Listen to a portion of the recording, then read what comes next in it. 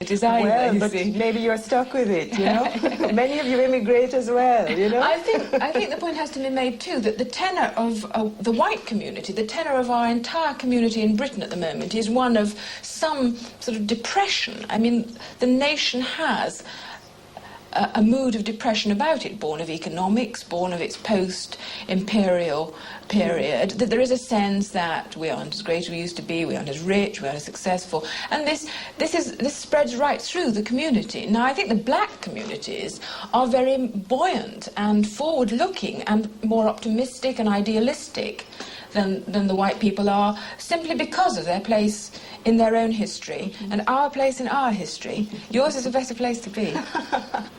And yet, in the absence of black images and opinion in the established media, there has grown up a thriving black media, speaking to and on behalf of black people, airing our views, opinions and issues, and at the same time training a thriving community of black journalists. People like Alex Pascal, papers like West Indian World and Caribbean Times, of which Arif Ali is the editor. Arif, tell me some of the history and the growth of the black media. It came about because I felt, or we felt, that we had to do these things ourselves. We had to say that what the British press was projecting of blacks in this country, it wasn't so at all. We had to come out and say, this is what we are, because many of us at first tried to get them to publish our articles, criticizing their articles. And what are some of the issues you've defended in the paper over the years? Religion is an item I'm interested in, the Rastafarian religion, and so are you. You're a member of that religion. So. We are saying in prisons and in different areas, it's not the right thing to say in prison, but the survey we did was geared a lot on that, because a lot of complaints were coming out that Rastafarian were not treated in prisons and in schools in this country as a religion. They're quite prepared to get prayer mat for people of the religion of my background, Muslims. I'm sure that the Jewish people would have their bits, and Hindus would have that same, but nothing for the Rastafarian, even though these people are saying, or the Rastafarian are saying, that this is how we want to live. We don't want to eat pork, we don't do so, we want to grow our hair, and this is our religion. And we are saying you have got to accept that, because the country is built on the idea that minorities must be taken care of. You see, the British are worrying about, or they're saying, why the riots? Why the riots is that you have sown the seeds. The British have sown the seeds of riots in the 60s and early 70s, and you're getting the riots in the 80s. And unless they change, unless the system changes drastically, unless governments and local councils take it as a priority on a war footing, as they did when they wanted to gain, to get back the Falklands, I'm afraid, and this is not something for people like myself to say, that we are going to have more problems. I don't know when, where, or how, but no one can convince me at the moment, or my colleagues who are in the business we are in, that since 1981 riots, that hardly enough has been done, or even attempted to be done, to correct the problems of the black community in this country. And what the British people must understand, that the next time you have riots in this country, no longer would it be in the areas where blacks live. It will not be only in Brixton and Liverpool and Southall. It will then move on to the area of suburbia. I think that's what they fear.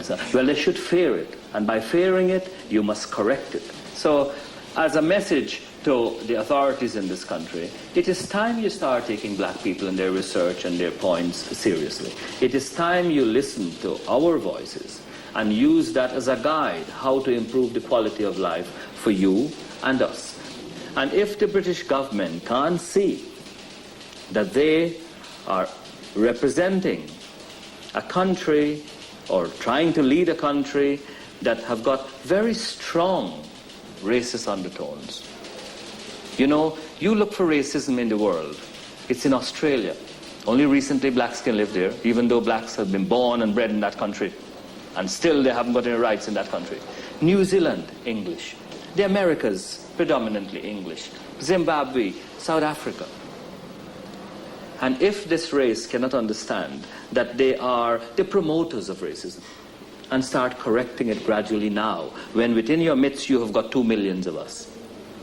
There must be we who have got to let you know that we are able to represent ourselves. Is it fair to criticize the established media for its blindness to the needs of black people? Yes, of course it is fair to criticize everybody in this country concerned.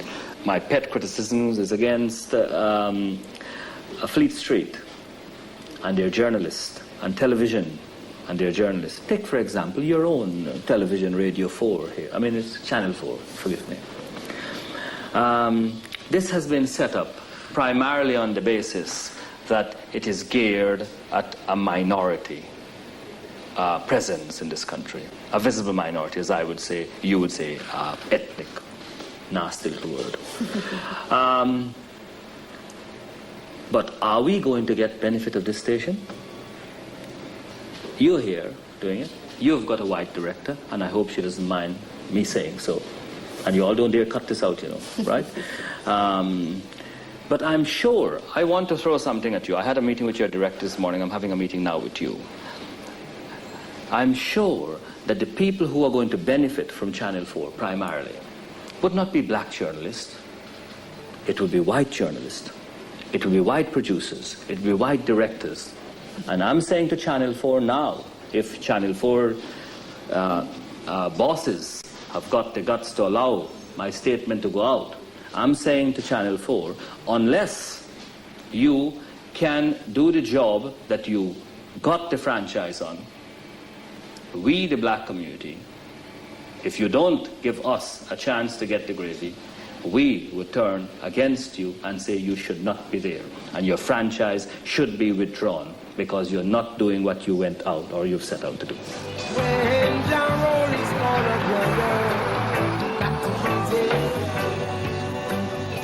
Well, I chose my own crew, including the white person who directed the filming, though not the style, content, or finished product. And personally, I'm optimistic about Channel 4, but time alone will justify my faith. Some call him Jesus Christ, I call him Rastafari. Some call him Allah, I call him Jah. Sister Scala, you regularly organize gatherings like these where sisters can get together, and in fact on a wider level where black people can get together. How long have you been doing this and why? From 1979, starting the beginning of 1980. Why? Because we were looking at the situation and seeing the decline in our people. We weren't doing anything that we were supposed to be doing. More people were dying. A youth had killed another youth over a pair of shoes. A sister had ended up getting thrown through a window and ended up in a wheelchair. And looking at those things, we said, well, we have something that we can offer. Let's offer it before we all destroy ourselves, yeah? So, you know, some people say that Rasta is not a political movement. Would you agree with this? Oh no, they have no idea what politics is. Rasta is very political because we've grown up from the 60s, the 70s. We're coming back from the 20s and the 30s. Political in the sense that we're saying Africa for the Africans at home and abroad, exactly what Marcus Garvey taught us, yeah? Political because now we're confronting the state. Even by just the way we dress, we're showing that we reject what the white man has always talked about. In our politics, our hair, our dress, just by exposing the state for the bad housing situation, the brutality that is committed against black people in England, that is political. The political work you do, why stay here and do it? I have no money to get out, man. So the only thing I have to do is try and organize with people who are in the same position as I am, yeah? That means when we get, it's like building up a business as well. That when we leave here, when we get to Africa, we can move and motivate ourselves without always wondering what to do. A lot of people always say the Rastaman dream is to just smoke ganja and sit under a tree when we get to Africa. No, that's not what we're all about. Motivation and progress. So are you bitter? Oh, at times, yeah. sometimes. Do you think there's any solution to the problems of racism? The only way we're going to get rid of that racism is to remove all these things that make it work. And if racism is in the mind of the people, then the best thing for people like myself to do is leave it. Jah Rastafari. Praises to the Most High God, Jah Rastafari. For what is man in his physicalness alone, which is materialism? What is he in his confusion, but an obstacle to himself? I and I, as Ras messengers, come now to bring you the spiritual vibration of His Majesty, the Most High God, Jah Rastafari. Let the drums of Rastafari now roll.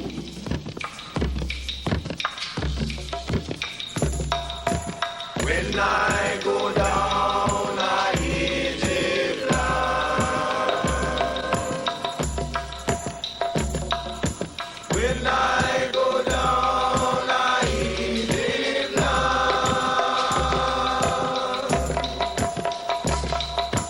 When I go down, I hit it blind.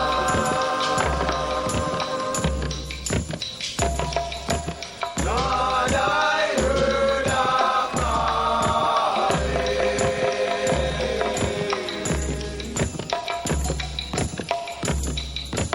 because of you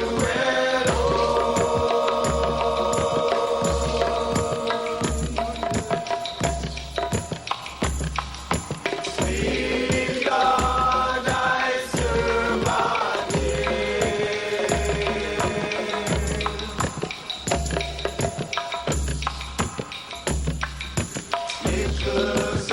of you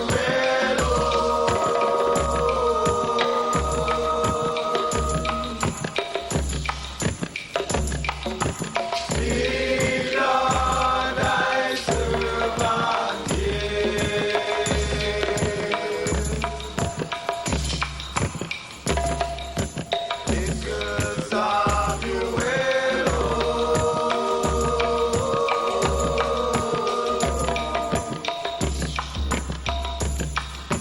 sweet Lord, I serve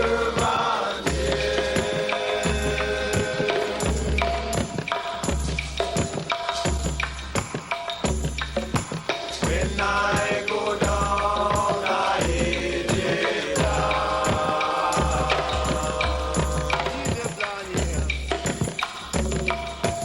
when I go down, I hit it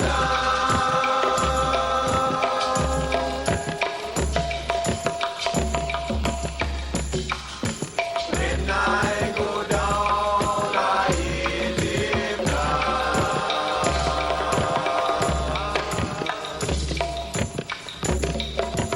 Lord, I heard a calling,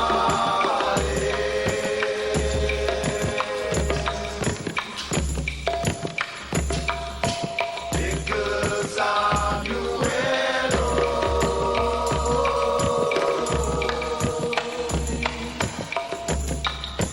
sweet Lord, I serve sweet God, I serve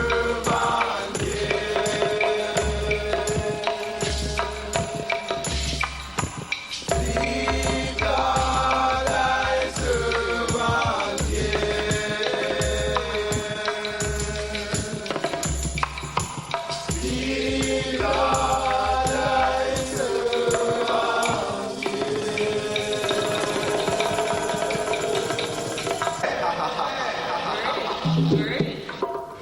The Rastafari philosophy appeals very deeply to the black youth of Britain. Chauncey Huntley of Ras Messengers is typical of these young British Rastas. What is your personal reason for being Rastafari?